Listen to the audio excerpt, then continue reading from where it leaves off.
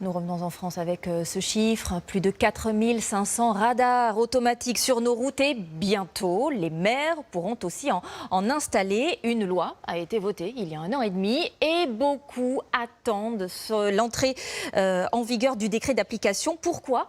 Qu'est-ce que cela va changer pour nous, automobilistes? 2 exemples avec Amandine Kreff, Christophe Moutot et Mustapha Keraji. À peine arrivé, et déjà une infraction. 88. Au lieu de 70 km/h. On a un scénic gris à 88 km/h. Les gendarmes effectuent des contrôles réguliers à côté des habitations. Et la semaine dernière, 2 permis ont été retirés. On est au bord d'une commune, donc à tout moment peuvent déboucher des enfants, des personnes qui promènent leurs animaux de compagnie ou des choses comme ça. Donc oui, la vitesse, c'est un problème quotidien.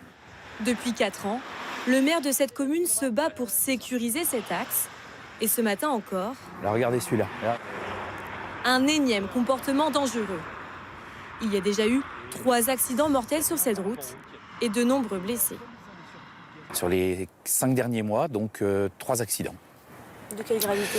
Pronostic vital non engagé, en revanche des lésions assez importantes. Ce maire a pourtant fait installer ce rond-point pour inciter à ralentir.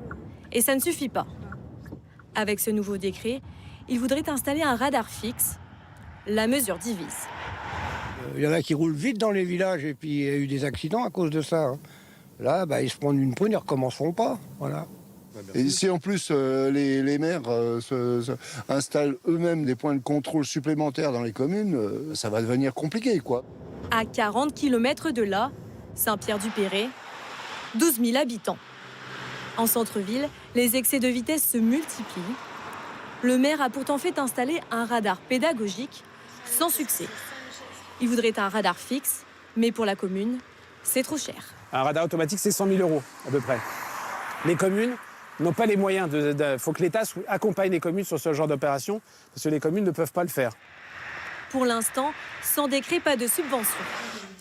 Et pas question pour les communes d'envisager de financer le radar fixe avec l'argent des PV. Car ce n'est qu'une toute petite partie des amendes qui revient aux villes de plus de 10 000 habitants. Pour les plus petites, c'est le département qui reverse l'argent. Nous, on reçoit une dotation qui est liée aux fruits des amendes de police réglées par les contrevenants. Et donc, nous devons le répartir pour les communes de moins de 10 000 habitants. En 2022, l'Essonne a touché 1 700 000 € pour financer 34 projets, comme l'installation de radars pédagogiques ou la sécurisation de passages piétons.